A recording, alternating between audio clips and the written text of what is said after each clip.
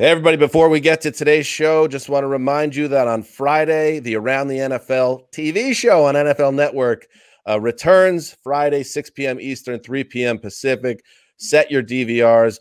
Give us a watch. Support the show. We love you. You love us. Let's just make this happen together. Around the NFL on NFL Network Friday. Check it out. On to the show. The Around the NFL podcast. Not bad. 1 star.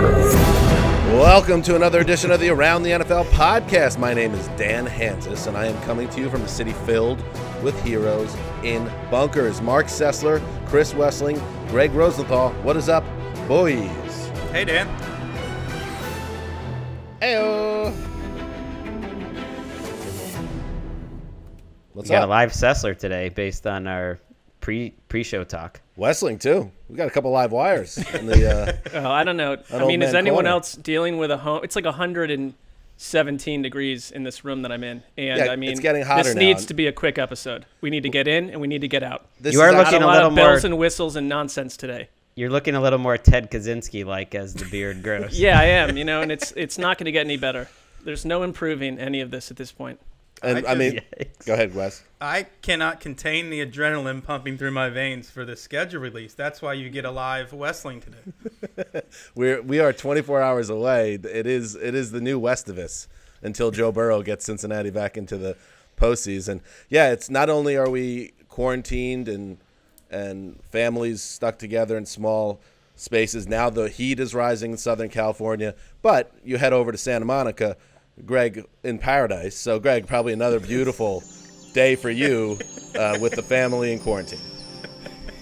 I mean, it's not like the weather is that much different here. Although it's 7 or 8 degrees makes a nice difference. Yeah. So peaceful though and tranquil. It's really nice. No one's been sleeping. My son Walker has not been sleeping, and neither have I for now 3 days. But that's not unique necessarily to the quarantine.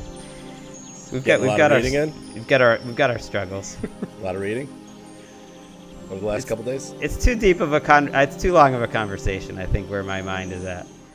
I think this quarantine, I think when we're just floating along doing our jobs, it's like, what's the purpose here?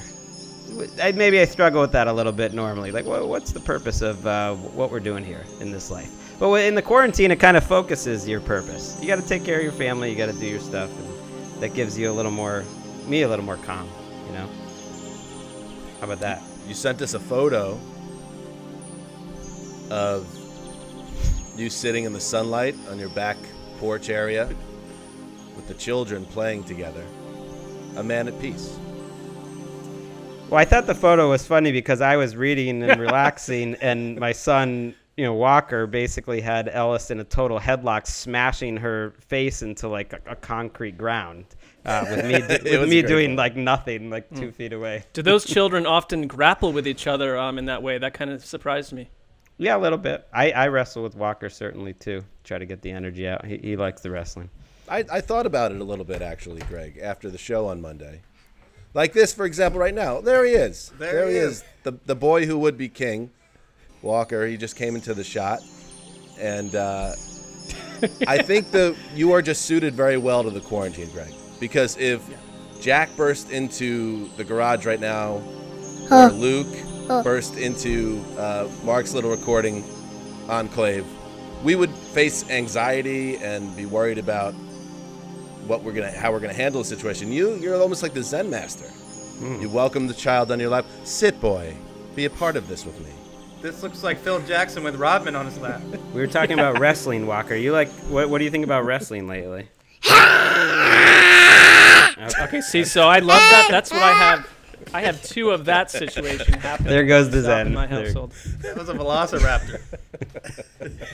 That would send me into a seizure if Jack did that on my lap in the middle of the podcast. So I think after thinking about it personally, Greg, after the show Monday, that maybe just the way you're hardwired is kind of perfect for the quarantine, and good for you.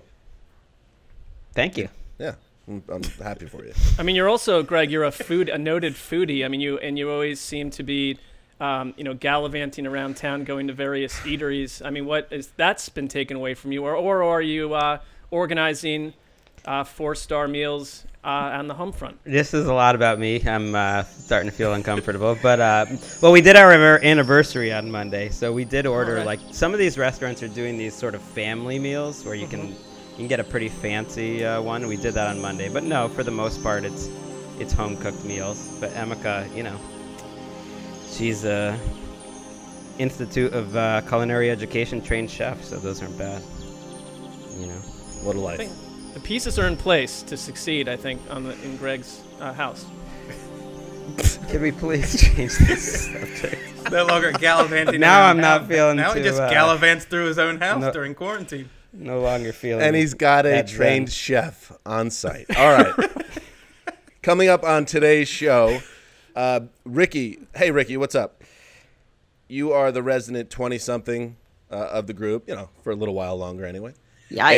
And as such, we need to connect with the youth. Now that I've turned 40, it is not a good situation for our show, for white guys in our firm middle age. So you need to help us connect with the youth. You do a great job at the social. Today's segment, Comebackszn. We need you to really push that out in the social universe, spelling season SZN, all caps. Okay, We cool. need that. Yeah. That's huge for getting this show out there to the audience and letting them know that we have not lost touch. Okay. I mean, Erica, one question is SZN a bit of a tired phrase itself at this point? Are we really on the cutting edge? I mean, it's on its way out. It feels longer on its way season. out. So. But I feel like we're right on the cusp where we might be able to get away with it. I mean, Once we use it, it's over. Right. Well, hence we're your pretty age. late. It's kind of in autumn right now, I feel like, as a phrase. It's not as bad as, I'm not going to say who, but I did see a beat writer much older than us say that a team's position group was on fleek. You can't, just don't do last that. week. Just Like the don't do tight that. end group was on fleek or something. And I was like, Who was it? You have wow. to tell us who it was. Here, we'll bleep it out. Who was it? I'm not saying. Which team? Well, you got to text us. I'll text you. All right. All right. You can bleep it out. It was. Oh, no. Well, it especially does not fit. No. No, it's not. That's not. All right. So we're going to share some players that are coming off disappointing 2019 seasons. And I don't know who you guys are going with, but I kind of see this as less injury related and more just a disappointing season, one where there were a lot of expectations and maybe the person was a little beat up, but I hope nobody has somebody that blew out an ACL in week 1. This is more people who disappointed and now are on the comeback trail, potentially. Are we all on the same page with this? Sure. I can go either way. All right, whatever. I got a lot of options. I like comeback season. All right, let's do some news.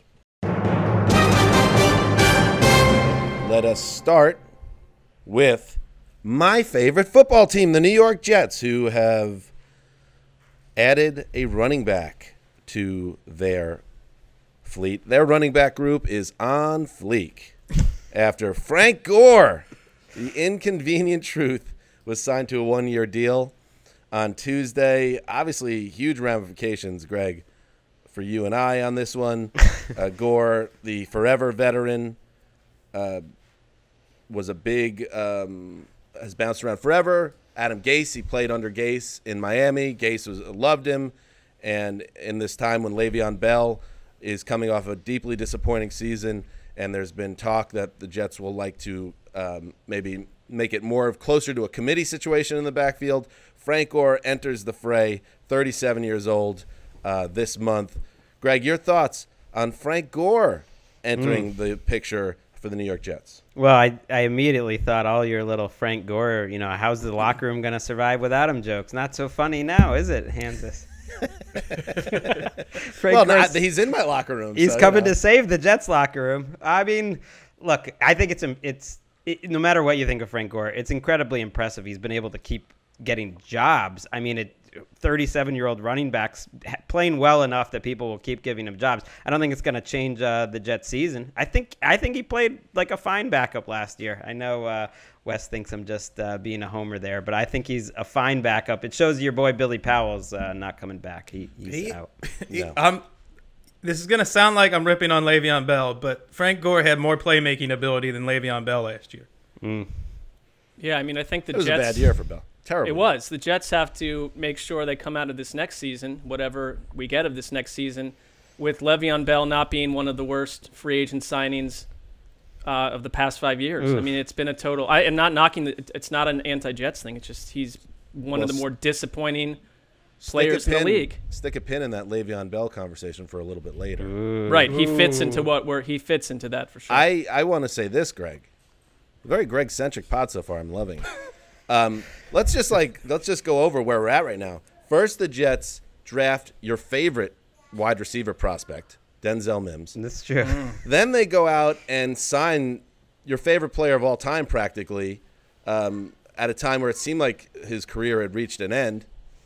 I just want to add one more thing. They also need a backup quarterback. Wait a second, Ricky. And now, another edition of Sippin' on Vino, Checkin' on Gino. What if, bear with me here, the Jets bring back Gino as their backup to Darnold? At what point do the Jets become your favorite team? I mean, you're in a time of transition yourself with Tom Brady with the Tampa Bay Buccaneers now. I mean, I've got many other candidates of fun teams to root for. First of all, I don't even want Gino coming back to the Jets. They don't deserve him.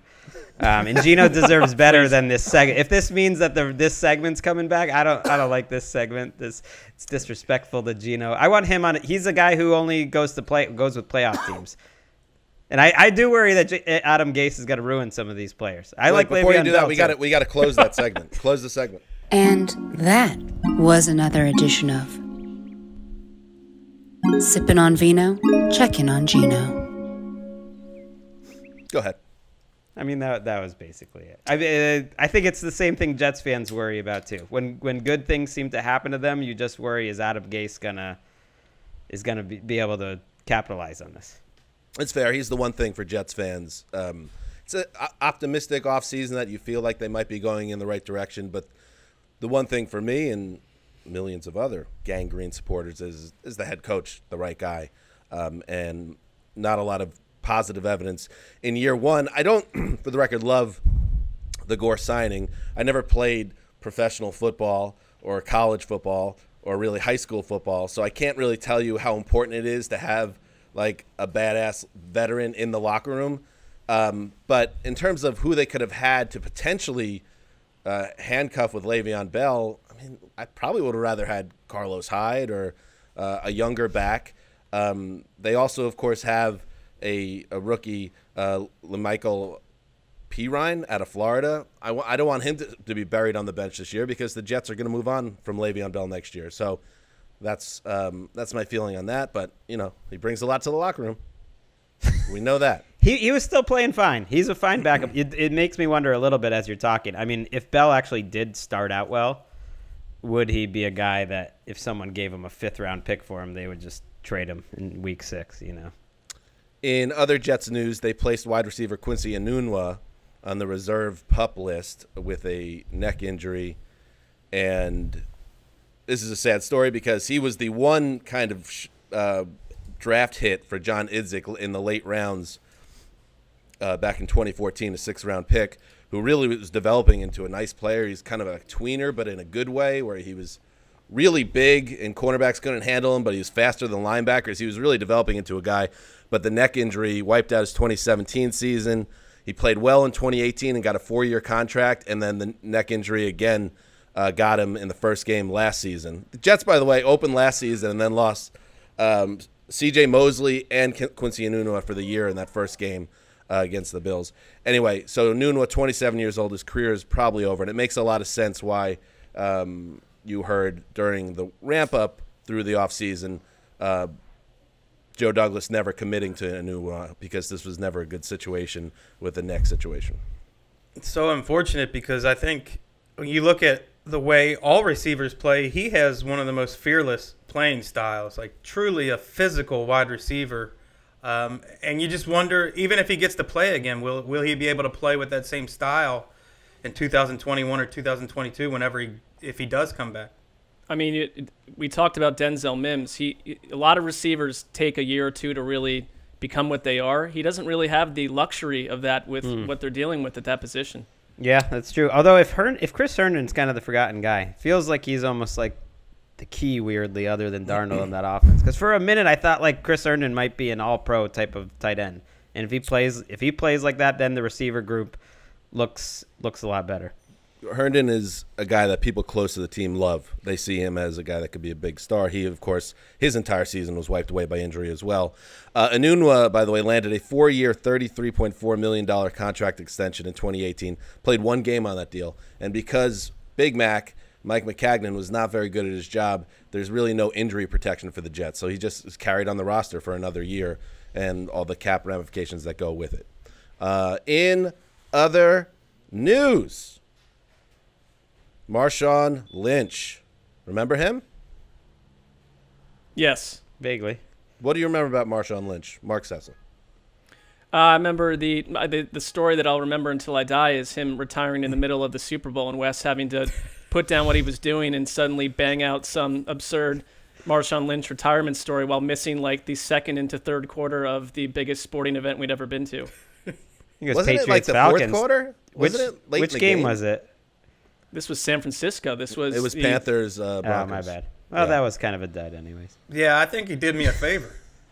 Yep. Well, Lynch retired. He came back. He went to the Raiders, played there a couple of years, wasn't re-signed, disappeared again, and then reappeared when Seattle was hit by a ton of injuries late last season and didn't do much to move the needle but fell into the end zone a few times.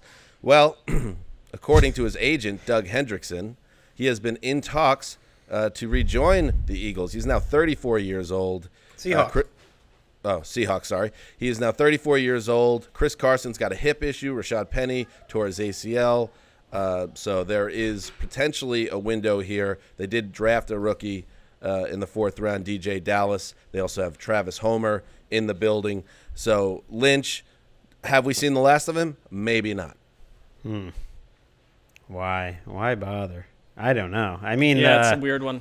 I think he averaged under 2 yards per carry, counting the 2 playoff games. It seems weird. It's a good guy to have on speed dial, I guess, if emergency strikes. If Chris Carson's not coming off a fractured hip and Penny's not coming off the ACL, I doubt they even mess around with Marshawn Lynch. It does make you wonder about the Seahawks offense, though. I feel like, of course, just the way Pete Carroll's wired and Schottenheimer's wired, they shouldn't be so run dependent, but they're never going to stop running no matter who's back there. We saw that with Lynch. He ran a lot in the playoff game, which they won. Well, they'll go 11-5. I mean, with 11 Raggedy Anns on that side of the ball, they always find a way. I mean, playoff team, book it. It's so hot in this room. There is something special about Mark right now. The beard is working. It's just now too the hot. beard has gone next level, and the heat, so there's a little bit of a dewy look. No, it's special. I am openly struggling right now. We are meandering nonstop, and we need to get on point here and move forward. You might enjoy this then. In other Seahawks news, Jadeveon Clowney says he, quote, loves Seattle and isn't ruling out a return. Actually, you know what? This is for you, Mark. Ricky, do you have a match?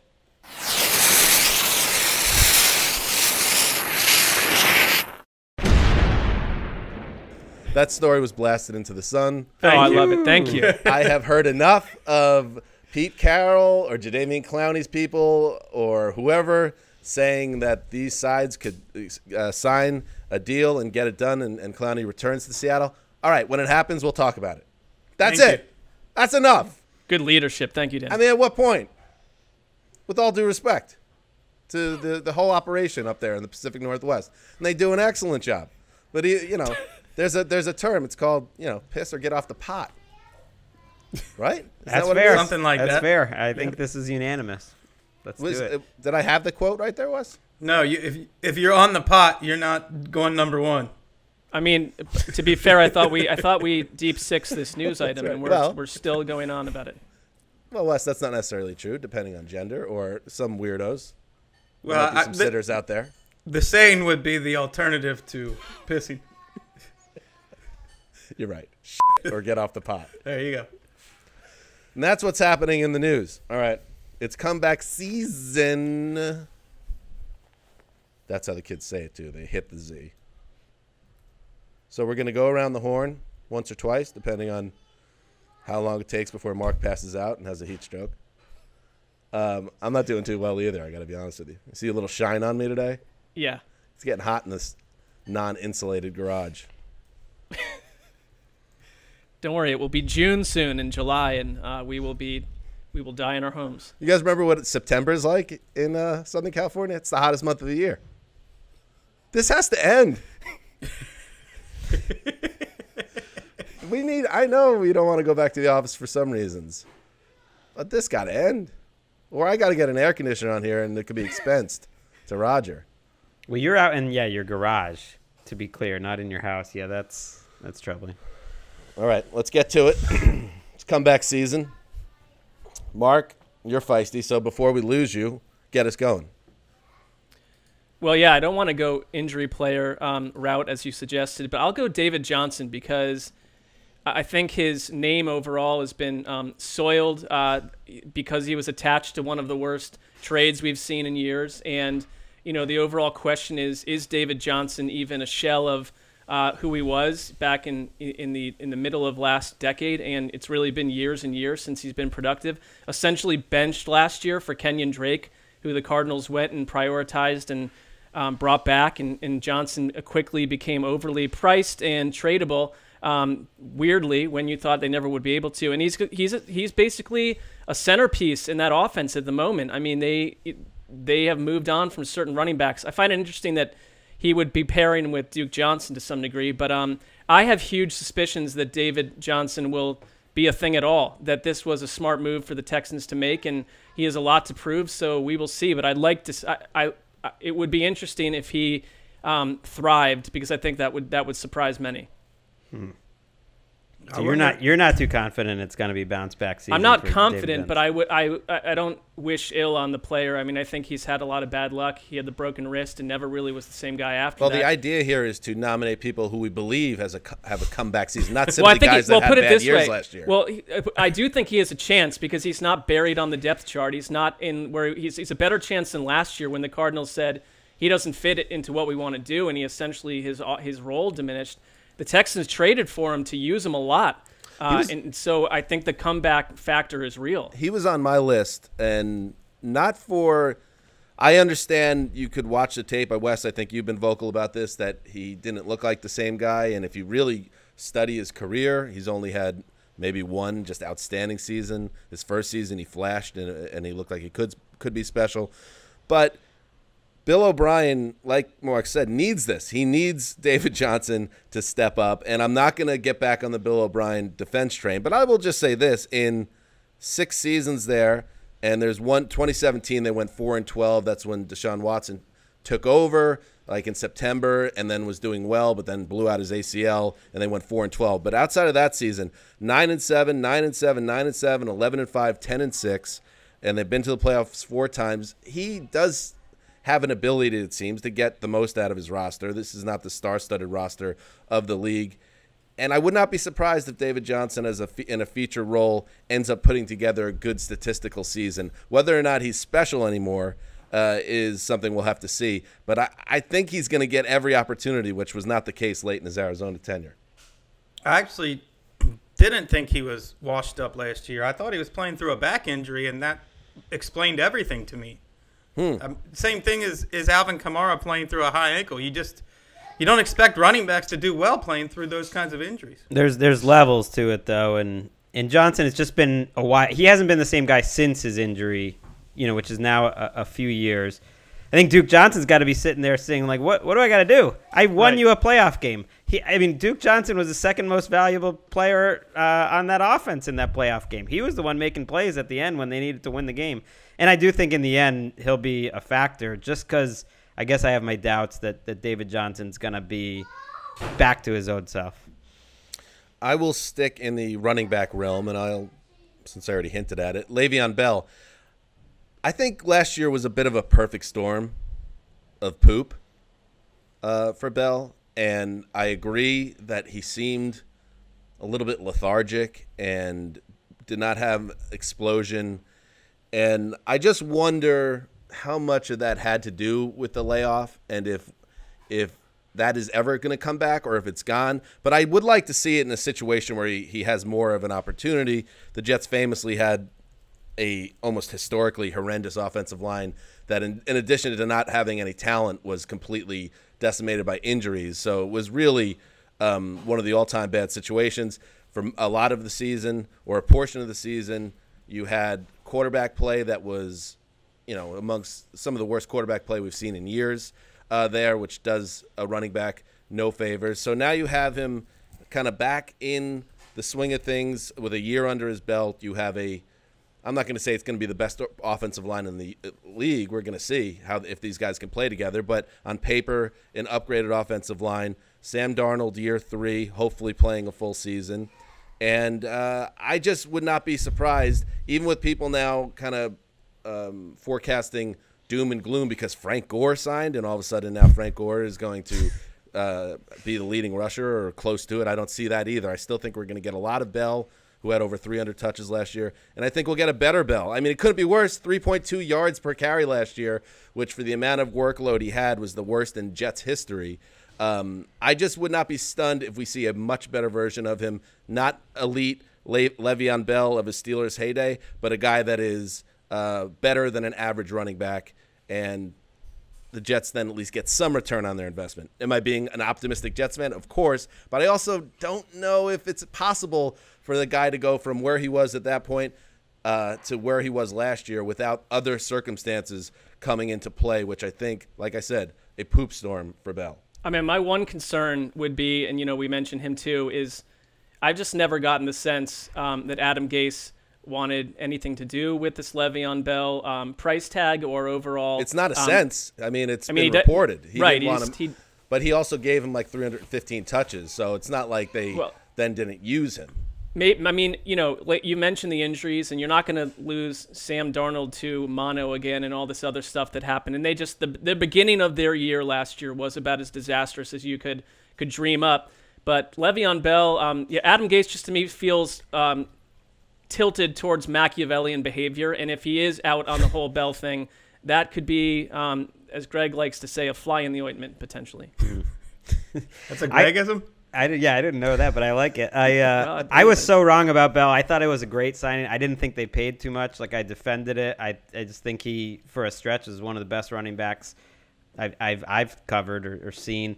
And I thought you could see the instincts were all there. Like, he was making some people miss in tight quarters like he would do, and you could see that sort of special ability as. But then once he would make a miss, it was like he would just get tackled 2 yards later. There was no big plays, and that's tricky. I mean, when you have 315 touches and there's no big plays, the offensive line was abysmal, and that's partly why it was 3.2 yards per carry. I don't think he was that bad. I think he was an average running back. He caught 66 passes. He was fine, and the O-line was a lot of it. But if you're not making any explosive plays on that many touches, I mean, he had his chances where he could have taken it to the second or third level, and he just couldn't do it. Like, you could see almost the mind was working, but the body wasn't there. I don't know if that comes back or not. I hope it does, because I like watching him.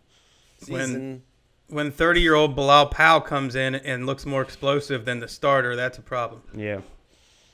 And maybe don't go bowling in the middle of the year when you tell everyone you have a Mark, he had the flu. Does Bell is how plugged in is this guy? We'll find out. That's fair. That's a fair question. He had the flu, and he didn't want to infect any of his teammates. Understand? So you go to the lanes? I don't get that as a tonic, but he was just clearing his mind. Everything was above board, in my opinion, and he rolled a 250. That creep can roll. Case closed. That creep can roll. Well, I was looking for a guy who has a good bet to bounce back, was not injured. Access denied. Go to 101soundboards.com to access this sound. If you already came from there, please reload the page. That guy meant business. Wait, I thought that was a great Dan surprise drop or something. No, it wasn't. That was severe. What happened there, Ricky? Nope, Wes is out of the show. Comebackszn. Oh, that's what you were going for. Access denied. Wow. It is getting hotter and hotter in here. Oof. All right, go ahead, Wes. Well, I was going to say Good a effort, guy Ricky. who was guy who was on a Hall of Fame career track and may still be, Khalil Mack. Only had 8.5 sacks last year. The year before, he was in the – I mean, nobody was in the Defensive Player of the Year conversation except Aaron Donald. But if it was open, Khalil Mack would have been one of the guys discussed. He was one of the best defensive players in the league. And then last year, the second half of the season, he just disappeared. And Akeem Hicks was injured. I think Eddie Goldman missed some time, so he didn't have those big bodies up front occupying blockers. Now they bring in Robert Quinn opposite him. And Quinn looked fantastic last year. I see Khalil Mack bouncing back, especially for a guy. I think Dan heard some whispers at the Combine. Maybe the Bears would look into seeing what he's worth around the league. Yeah, I can't say too much other than someone high-ranking within the team was openly asking if he was somebody that, should be around. That's somebody that, if that's a player who should be in the team's futures in the future. Yeah, there's no reason to think that he. I was 14 drinks in during that conversation, but I will tell you that I remember it it happened. Right, I know who you were speaking with, and it's one situation where you wouldn't need to triple source it because it was the most impeccable source one could imagine. Let's leave it at that before it becomes as easy as Wes's neighbor. Right. Mac is on track to be a Hall of Famer, and I do think defensive linemen are basically non-skill players. They're allowed to have down years. I'm saying when skill players have an 1,100-yard year when they're usually getting 1,500 yard, people understand that, and they're like, oh, okay. So sometimes guys have bad seasons. It's that happens at every position, but I think when it's linemen, it's just what happened? Is Khalil Mack just bad forever? There's no reason, or not bad, but at a different level. There's no reason to think he's anything but one of the best 5 pass rushers in the league. So you see him, Wes, as a guy that easily could be back in the DPOY conversation this year. Absolutely. I see him as a guy who, among edge rushers, is there anybody better? Is that Von Chicago's Miller could be chance? Another guy who needs to come back with a strong year. Is that Chicago's only chance? They right. You expect them, if they're going to be in playoff contention, they have to be dominant on defense like they were in that first max season for stretches. Yeah, they seem like a team that, and I don't like this dynamic at all, that there were too many games where it's unless they pull off a pick six in the final 10 minutes, they're not winning the game. I mean, it was they've needed their defense to produce points. All right, Greg. All right. Up. I like this one. Only 2 receivers in NFL history have gained more yards before their age 23 than Juju Smith-Schuster. Those 2 receivers, by the way, were Randy Moss and Josh Gordon. What a combo there. I feel like people have given up on Juju as a difference-making receiver a little too including quick. The Steelers, maybe. Right, including the Steelers, maybe. Ed Bichette. I'm not saying that he's Julio Jones exactly, and maybe last year felt like a bit of a La Raville, that he had so much trouble with the double coverage that he was getting and missing Antonio Brown. But he also had Mason Rudolph as his quarterback. He also had Duck Hodges as his quarterback. He's a young player who hadn't had a lot of adversity. And I think what he showed in his couple of seasons to start his career makes him a great candidate for what Erica was talking about a little early. Come on, Erica, hit it. Let's hear it. Bounce back season. Erica, did you create that? DJ Drama vibe here. DJ Dallas. Yeah, that was me. Did you just do that while we were doing the front half of the show? Wait, you guys are doing a show? Well, I also think Juju is in a good spot. I think that receiver group in Pittsburgh is pretty good. You add Claypool, who they think supposedly is going to start, Chase Claypool. We'll see. I mean, everyone's high on rookies this time of year. He's a 6'4" guy that they say blocks as well as Hines Ward, and he can go deep. You have James Washington, who led their team in receiving last year, who might be their 4th receiver now. Deontay Johnson was pretty good as a rookie, and suddenly it's kind of back to this whole thing where the Steelers have a nice receiver crew that takes a little pressure off Juju. I think he can be a nice little bounce back. I'm with you. I think there's a metric out there that the percentage of catchable passes that went towards Juju's direction last season, compared to the year with Big Ben in the lineup, dropped 10 percentage points.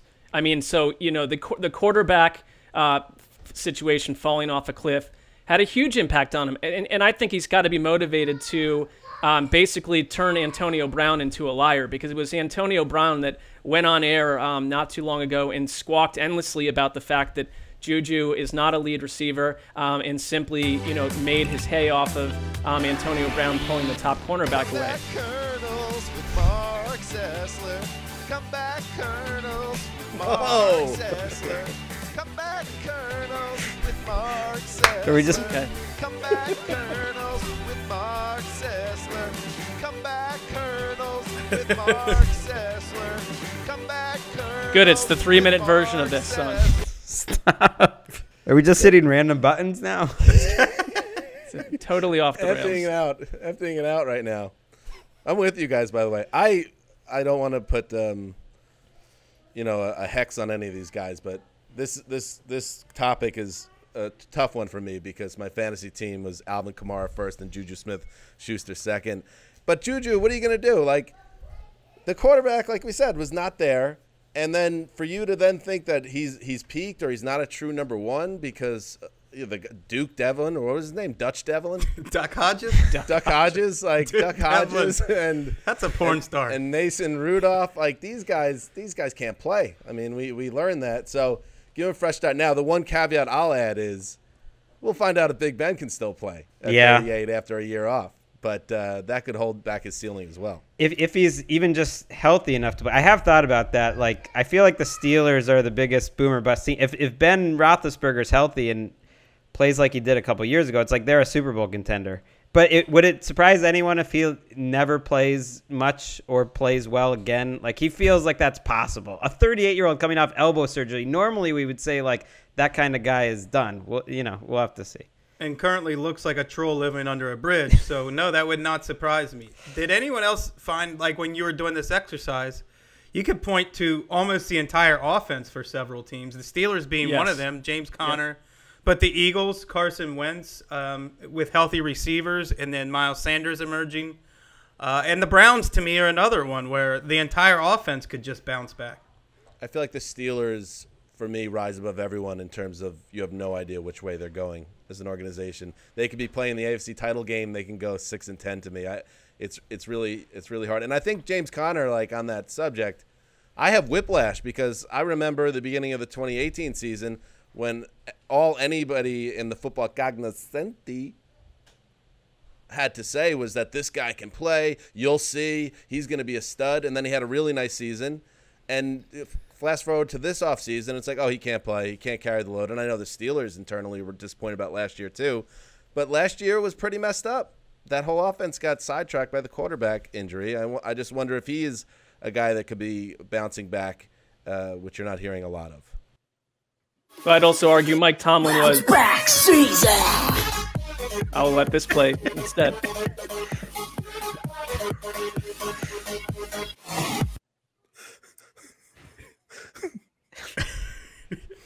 Yes, Mark?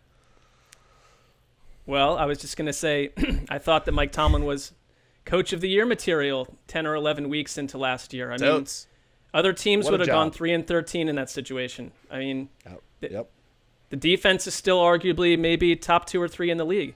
Well, while we're on the Steelers, Eric Ebron's another guy. Down year with the Colts last year, signs with the Steelers. Big Ben's always liked a big red zone weapon, and Ebron's proved to be one of the better red zone tight ends in the league over the last couple of years.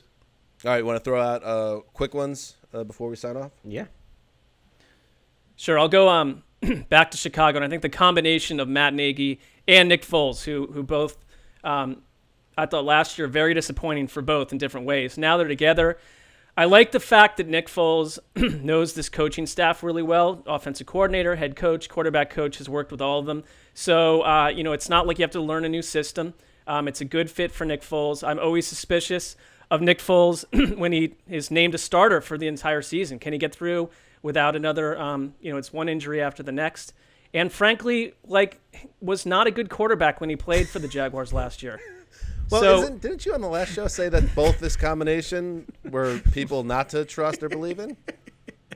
None of these guys are coming back. Who is someone that, Mark, that you believe in as a comeback candidate? Baker Mayfield. Okay. Mark was like, I can't think of anyone other than the Browns, so I'm gonna pick No, people that I No, usually bury. let me throw one other name out who I do think could have a comeback season. Who I've also flamed on this show recently, Mike McCarthy. Okay. Yeah. Cowboys coach Mike McCarthy, because You were frankly, doubting him last week as well. Well, here's what I think. There's a lot of pressure on Mike McCarthy. What I was questioning is if the man himself has gone through this incredible personal revolution that that has been touted all offseason, that he's a changed person.